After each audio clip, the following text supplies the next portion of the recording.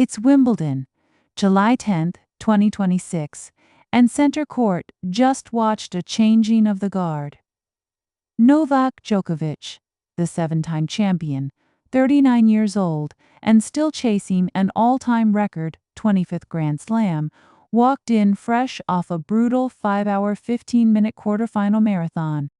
He walked out having lost in straight sets 6-4, 6-4, 6-4 to Jannik Sinner. Grab a coffee and pull up a chair. 3 friends are about to break down every set, and 6 idioms along the way. Pull an all-nighter, back to the drawing board, strike while the iron is hot, running on empty, cutting it fine, and think on your feet. Daniel, I am running on fumes right now. I barely slept. Let me guess. The Djokovic match? The quarterfinal, against Felix Auger-Aliassime. It went 5 hours and 15 minutes. 5 hours 15? That's basically a full workday of tennis. I know! I told myself I'd watch one set and go to bed. Instead, I pulled an all-nighter. I didn't close my eyes until the sun was coming up. Wow. Was it worth it? Completely. Djokovic won it, but it looked like it nearly broke him. He's 39, Grace. A 5-hour match at that age is a completely different animal than at 25. That's what got me. He just would not let go of that match. That's Djokovic for you. He'll fight for every single point like it's the final. So then, the semifinal was today, right? Against Sinner? Right. Straight after all that. Center court. The big rematch. I'm almost scared to ask how it went after the night I just had. Let's get our coffee and I'll walk you through the whole thing. Deal. But fair warning, I might need a second all-nighter just processing this. After the week Djokovic just had, I think we could all use a nap. Let's pause on the phrase, pull an all-nighter. To pull an all-nighter means to stay awake through an entire night to do something instead of sleeping, usually to finish a big task, or, like Grace, because you simply can't tear yourself away from something exciting. The phrase comes from American college dorm culture in the mid-1900s, where students would pull themselves through the night studying before exams. Pull means to drag yourself through something difficult by sheer willpower, and all-nighter simply means the whole night was spent awake. The verb is always pull, not do or makes. You pull an all-nighter, never make an all-nighter. It describes one specific night, not a regular habit of staying up late. Now, let's practice together. Repeat after me. Instead, I pulled an all-nighter. I didn't close my eyes until the sun was coming up.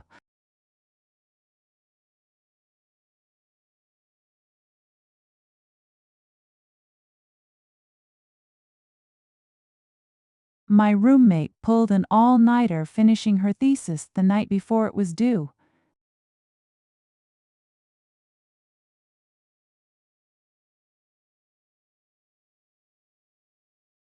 The nurses on the ward pulled an all-nighter when 3 emergencies came in back-to-back.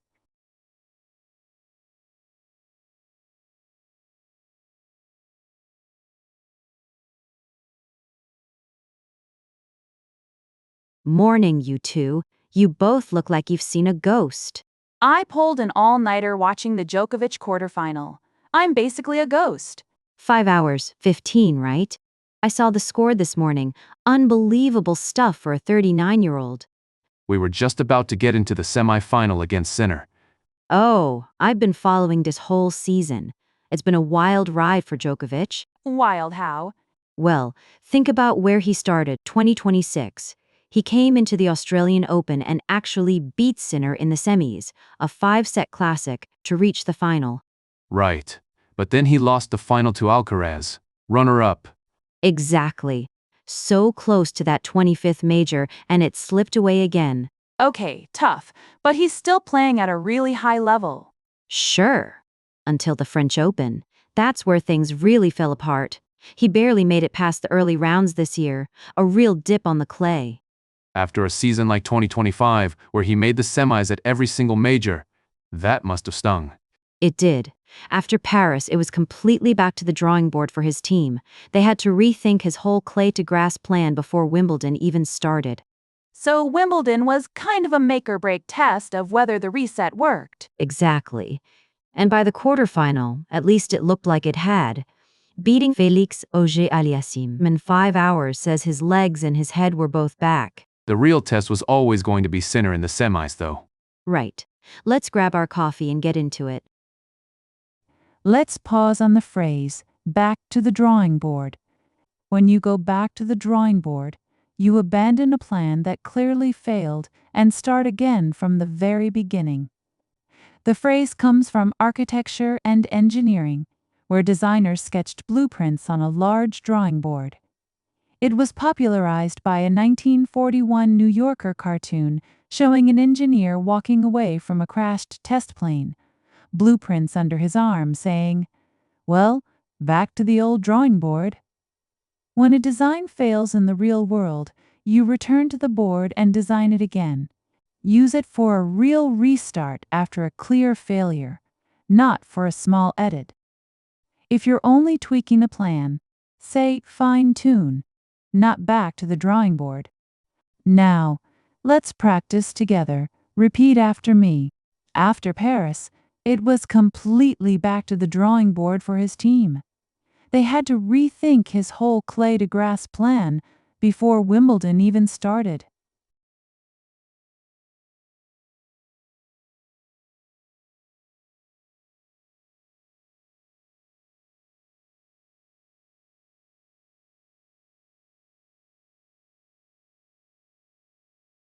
The restaurant's new menu flopped in the first week, so the chef went back to the drawing board.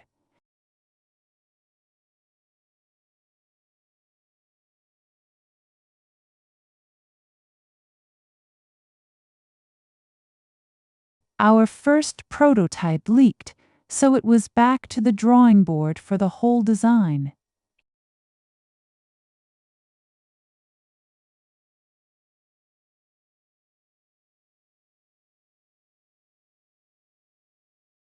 Okay, so set 1. Sinner comes out and is just clinical from the very first point. How clinical. He dropped only 4 points on his own serve in the entire set. 4. The whole set. That's insane! Djokovic barely touched his serve at all? Barely. And on the other side, Djokovic just couldn't find a way in. So how did Sinner actually get the break? 9th game. Djokovic is serving to stay in the set, and Sinner just goes for it. It's an unbelievable backhand winner to get the break. Why that moment specifically? Because Djokovic was already under pressure holding serve, and the second Sinner saw a crack, he struck while the iron was hot. No hesitation. That's the whole difference between the top guys and everyone else, spotting the moment and taking it immediately. So he didn't wait for a better chance. He just took the one right in front of him. Exactly. And once he had the break, he closed the set out in 40 minutes. Clean, fast, no drama. 40 minutes for a set against Djokovic is a statement. It really is. That's set 1 done. 6-4. 6-4, and honestly, it could have gone even worse for Djokovic. Let's pause on the phrase, strike while the iron is hot. To strike while the iron is hot means to act immediately on an opportunity while conditions are in your favor, instead of waiting and possibly losing your chance. It comes from blacksmithing. A blacksmith can only hammer and shape iron while it's glowing hot and soft. The moment it cools, it hardens and becomes almost impossible to reshape. So a smith has to strike. Hit it with a hammer. The instant it's hot, not a second later. This idiom is about timing, not effort. Use it for grabbing a brief window of opportunity, not for working hard in general. Now, let's practice together. Repeat after me. The second Sinner saw a crack. He struck while the iron was hot. No hesitation.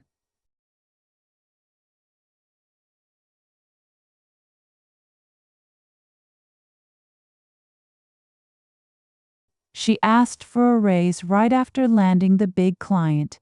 She struck while the iron was hot.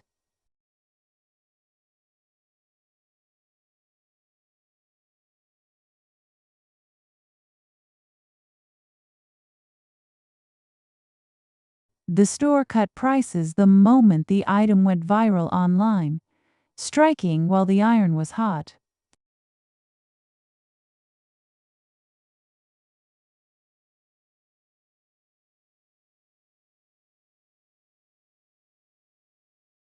Okay, refill time.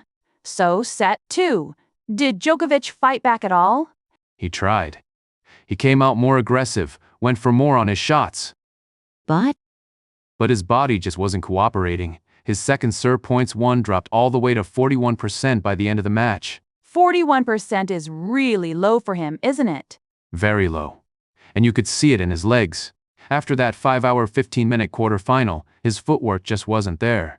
so he was basically running on empty out there, Running on empty? How, exactly? like a car with the fuel light on.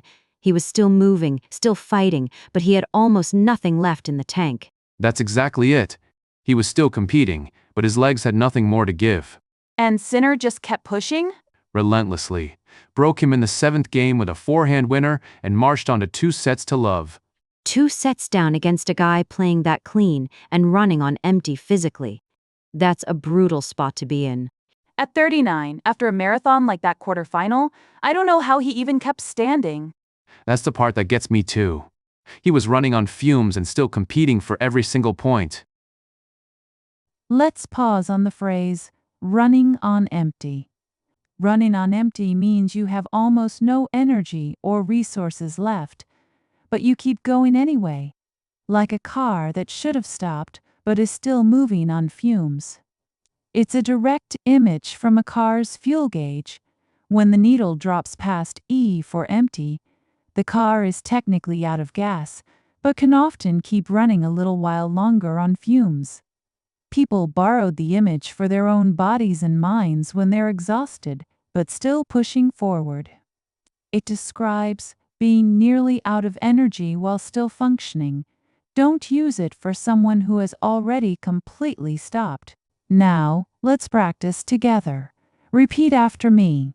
He was still competing, but his legs had nothing more to give. Running on empty out there.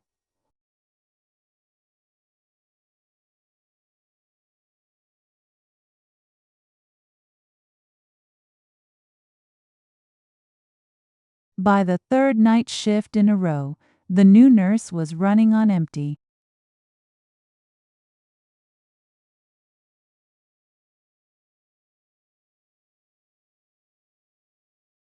The marathon runner was running on empty in the final mile, but refused to stop.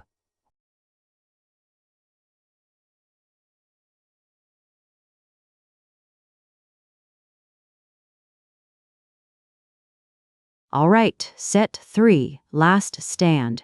Did he go down easy? Not at all, actually. First game of the set, Djokovic saves 3 break points in a row. 3. So he was really cutting it fine just to hold that first game. Cutting it about as fine as it gets. One more break point, and the set basically slips away completely. So how did Sinner finally get through? 4th break point of that same game. Djokovic goes for a serve and volley, tries to be aggressive, and misses the volley. So close to holding, and it slips right at the very end. Exactly. That's cutting it fine in a nutshell. He survived 3 chances and lost it on the 4th. Did Djokovic get anything going after that? One moment. Down 1 game to 2, after almost 2 hours of play, he finally manufactures a breakpoint of his own. His first of the whole match. His first and only. And Sinner just erases it, fires a 2-1 km/h ace right down the tee. Wow. That's not even cutting it fine anymore. That's just closing the door. So that was basically the match, right there. That was it. Straight sets, 6-4, 6-4, 6-4. 2 hours and 20 minutes, and Sinner never really let go of the wheel. Djokovic gave everything he had, cutting it fine at every turn, and it still wasn't quite enough today. Let's pause on the phrase, cutting it fine. Cutting it fine means leaving yourself only a very small margin of safety. You barely make it, or come extremely close to failing. It comes from tailoring, where fine means thin or narrow.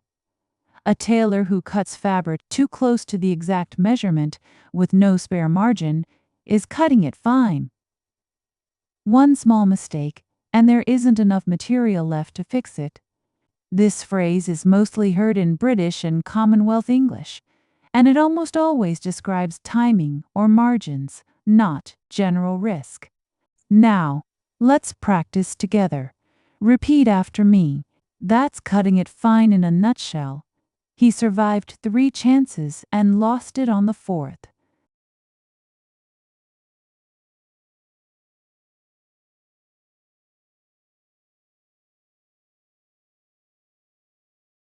We got to the gate as they were closing the doors. We really cut it fine.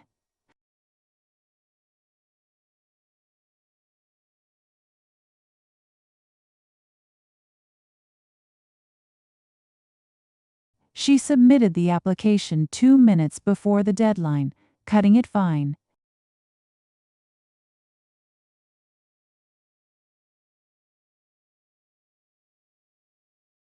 So what did Djokovic actually say afterward? Was he upset? Surprisingly honest, actually. He called it a good old blowout. Ha, at least he's not sugarcoating it. He said something like, "It's good but not good enough, because I'm blessed and cursed to be used to something of the highest degree in terms of results and achievements." That's such an interesting way to put it. Blessed and cursed. Makes sense, though. When you've spent 2 decades at the very top, anything less than winning feels like a step down, even after a run like this quarterfinal. Right, and he basically admitted he's adjusting to a much more competitive field now that he's 39. But he's not talking about stopping, is he? Not even close. He said he wants to come back to Wimbledon at least one more time. And remember, in 2025, he made the semifinals at all 4 Grand Slams.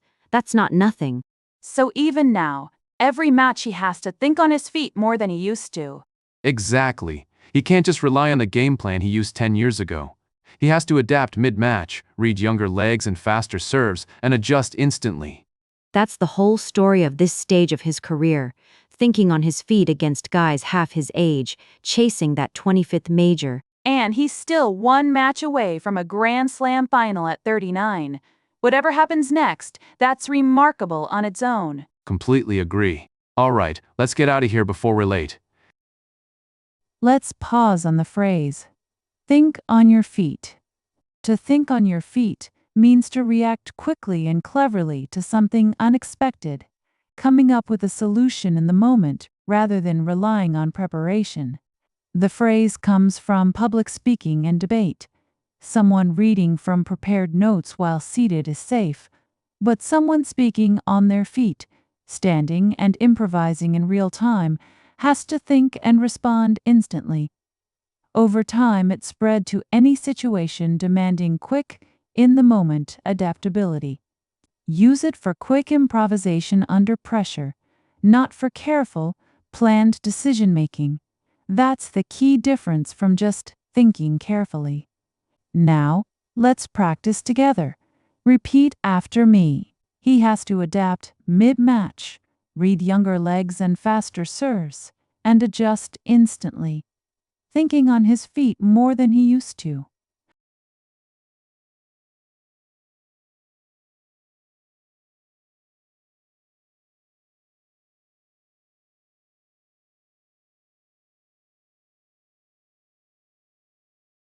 When the projector broke mid-presentation, she thought on her feet and drew the diagram on the whiteboard instead.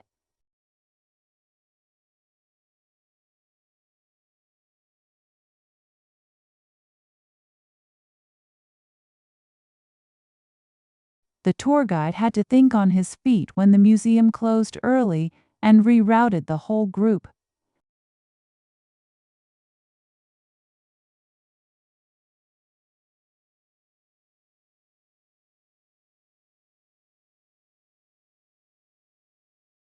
Let's run back through everything we picked up today.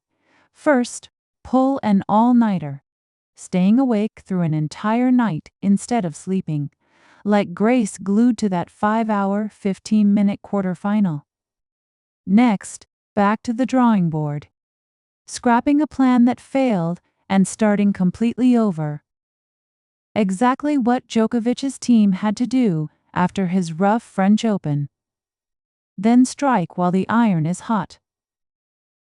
Grabbing an opportunity the instant it appears, the way Sinner pounced the moment he saw a crack in Game 9 of Set 1. After that, running on empty, having almost nothing left in the tank but still pushing forward, which described Djokovic's legs by the second set. Then cutting it fine, surviving with barely any margin to spare, like Djokovic saving 3 breakpoints before finally losing that opening game of the third set. And finally, think on your feet, reacting quickly and cleverly without time to prepare, exactly what a 39-year-old Djokovic has to do now, adjusting instantly against a younger, faster generation. 6 idioms, 1 incredible tennis match. Let's see how well they stuck. Now let's test your understanding of these idioms. For each question, listen carefully to the situation and choose the correct idiom. You'll have about 10 seconds to think before you answer. Grace was so gripped by the quarterfinal that she ended up blank just to watch it live.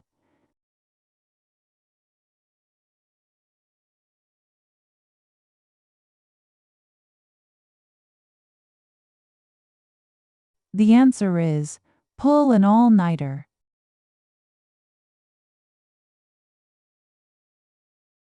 Which idiom describes needing to start a plan over from the beginning after it failed?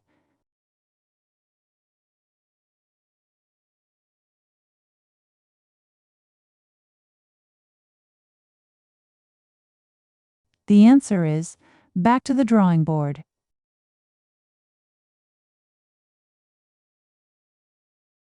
Sinner saw his chance in the 9th game and decided to blank.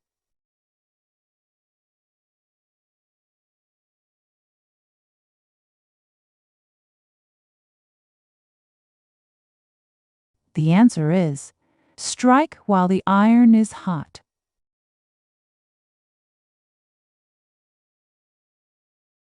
Which idiom describes someone who is almost completely out of energy but keeps going?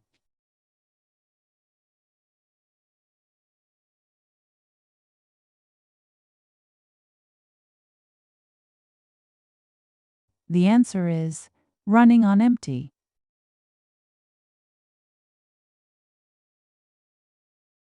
Down 1-2 in the third set, Djokovic saved 3 breakpoints early on. He was blank before Sinner finally closed it out.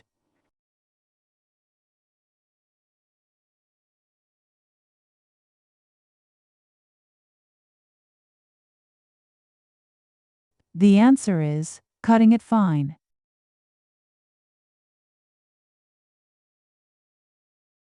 Which idiom means reacting quickly and cleverly to something unexpected without time to prepare?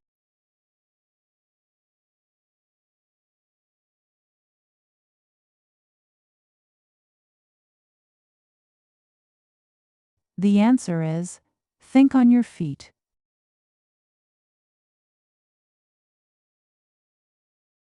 From a grueling 5-hour, 15-minute quarterfinal to a straight sets exit in the semis, Novak Djokovic's Wimbledon 2026 was the story of a 39-year-old refusing to blink.